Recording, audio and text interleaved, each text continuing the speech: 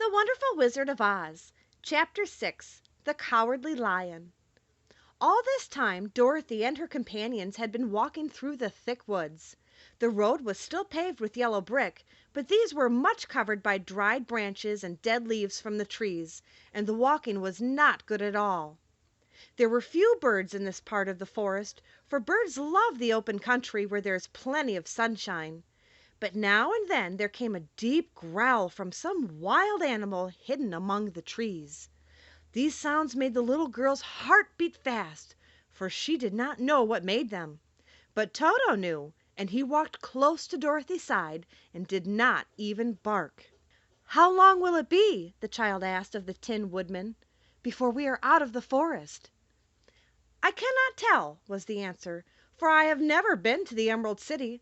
But my father went there once, when I was a boy, and he said it was a long journey through a dangerous country.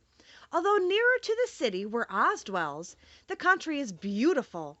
But I am not afraid so long as I have my oil can, and nothing can hurt the Scarecrow, while you bear upon your forehead the mark of the Good Witch's kiss, and that will protect you from harm."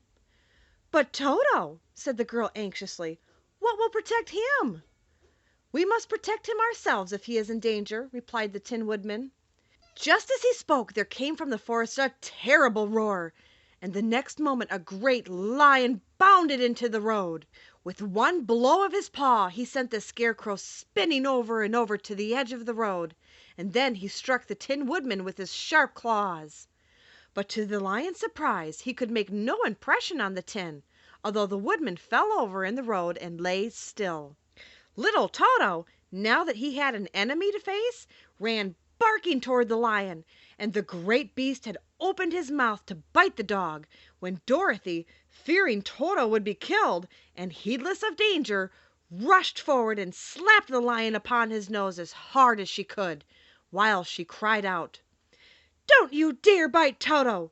You ought to be ashamed of yourself, a big beast like you, to bite a poor little dog!" "I didn't bite him," said the lion as he rubbed his nose with his paw where Dorothy had hit him. "No, but you tried to," she retorted. "You are nothing but a big coward." "I know it," said the lion, hanging his head in shame. "I've always known it. But how can I help it?" "I don't know for sure. To think of your striking a stuffed man like the poor Scarecrow!"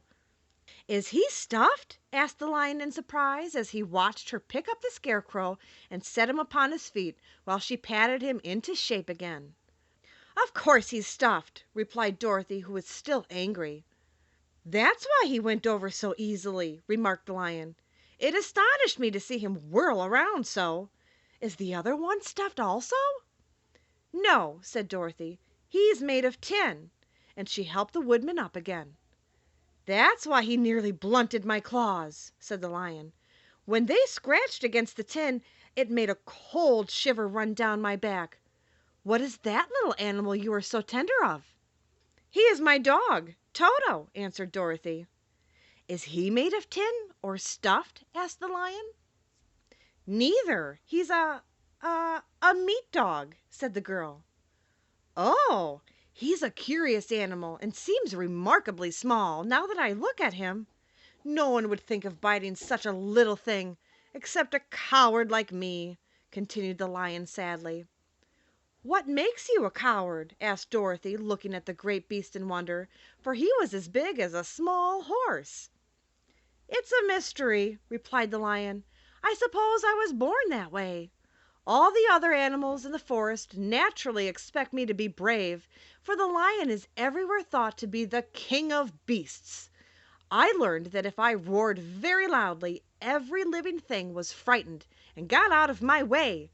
Whenever I've met a man, I've been awfully scared, but I just roared at him, and he always ran away as fast as he could. If the elephants and the tigers and the bears had ever tried to fight me, I should have run myself. I'm such a coward. But just as soon as they hear me roar, they all try to get away from me, and of course I let them go." "But that isn't right. The king of beasts shouldn't be a coward," said the Scarecrow. "I know it," returned the lion, wiping a tear from his eye with the tip of his tail. It is my great sorrow, and makes my life very unhappy. But whenever there is danger, my heart begins to beat fast." "Perhaps you have heart disease," said the Tin Woodman. "It may be," said the Lion. "If you have," continued the Tin Woodman, "you ought to be glad, for it proves you have a heart. For my part, I have no heart, so I cannot have heart disease." "Perhaps," said the Lion thoughtfully, "if I had no heart, I should not be a coward." "Have you brains?" asked the Scarecrow. "I suppose so. I've never looked to see," replied the Lion. "I am going to the Great Oz to ask him to give me some," remarked the Scarecrow, "for my head is stuffed with straw." "And I am going to ask him to give me a heart," said the Woodman. "And I am going to ask him to send Toto and me back to Kansas," added Dorothy. "Do you think Oz could give me courage?" asked the Cowardly Lion. "Just as easily as he could give me brains," said the Scarecrow. "Or me a heart," said the Tin Woodman. "Or send me back to Kansas," said Dorothy. "Then if you don't mind, I'll go with you," said the Lion, "for my life is simply unbearable without a bit of courage." "You will be very welcome," answered Dorothy, "for you will help to keep away the other wild beasts. It seems to me they must be more cowardly than you if they allow you to scare them so easily." "They really are," said the Lion, "but that doesn't make me any braver, and as long as I know myself to be a coward I shall be unhappy."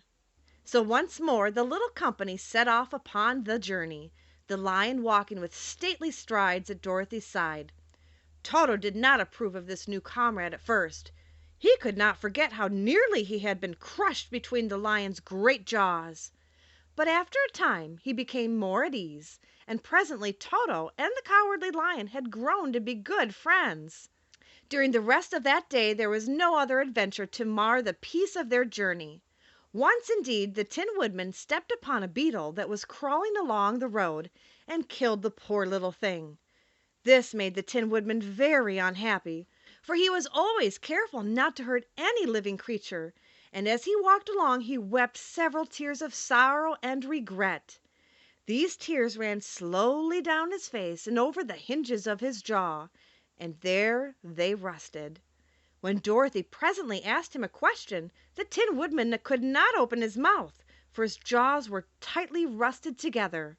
He became greatly frightened at this, and made many motions to Dorothy to relieve him, but she could not understand. The Lion was also puzzled to know what was wrong. But the Scarecrow seized the oil can from Dorothy's basket and oiled the Woodman's jaws, so that after a few moments he could talk as well as before. "This will serve me a lesson," he said, "to look where I step. For if I should kill another bug or beetle I should surely cry again, and crying rusts my jaws so that I cannot speak." Thereafter he walked very carefully, with his eyes on the road, and when he saw a tiny ant toiling by he would step over it so as not to harm it. The Tin Woodman knew very well he had no heart, and therefore he took great care never to be cruel or unkind to anything. "You people with hearts," he said, "have something to guide you, and need never do wrong.